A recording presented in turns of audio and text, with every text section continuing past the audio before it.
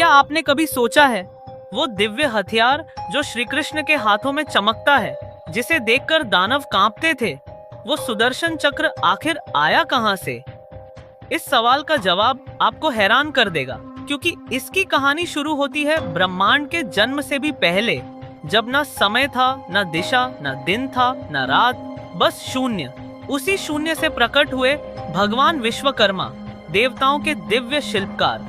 उन्होंने एक ऐसा शस्त्र बनाने का संकल्प लिया जो केवल धर्म की रक्षा के लिए उठाया जाए, और तब उन्होंने सूर्य के 1000 टुकड़ों को इकट्ठा कर अग्नि में तपाकर समय से तेज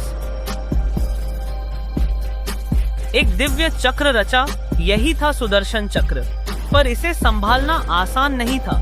कोई देवता इसकी ऊर्जा नहीं सह सका। तब ब्रह्मा ने कहा, एक दिन ऐसा अवतार आएगा जो इस चक्र को धारण करने योग्य होगा। वो समय तब आया जब भगवान विष्णु ने अपना परम तेजस्वी रूप लिया। विश्वकर्मा स्वयं उनके पास पहुँचे और बोले, प्रभु, अब यह चक्र केवल आपके ही हाथों की शोभा बन सकता है। और तभी विष्णु ने सुदर्शन चक्र को धारण किया, और तभी से यह बना अधर्म का काल। इसका पहला प्रयोग हुआ जब दानव मधु और कैटभ ने ब्रह्मा पर आक्रमण किया।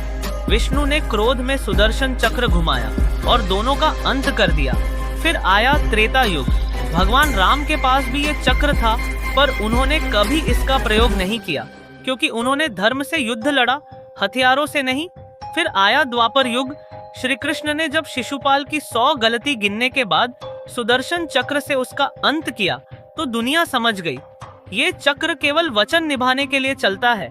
ये चक्र अर्जुन की रक्षा में भी सामने आया, जरासंध की सेनाओं पर भी बरसा, और कौरवों के सामने भी एक चेतावनी बना रहा। लेकिन जब श्री कृष्ण ने धरती छोड़ी, तब क्या हुआ इस चक्र का? क्या वो यहीं रह गया? नहीं। कहा जाता है कि वो चक्र स्वयं वैकुंठ लौट गया, और तब तक किसी के हाथ नहीं आएगा जब तक कलयुग में फिर से धर्म संकट में ना पड़े। और तब भगवान कल की उसे फिर से धारण करेंगे अंतिम युद्ध के लिए। लेकिन ये कहानी यहीं खत्म नहीं होती। क्या आप जानते हैं, एक बार हनुमान जी के सामने भी ये सुदर्शन चक्र रुक गया था। हाँ, वो चक्र जो दानवों को भस्म कर देता था, हनुमान जी के सामने ठहर गया। अगर आप ये रहस्य जानना चाहते हैं तो अगली वीडियो में मिलते हैं।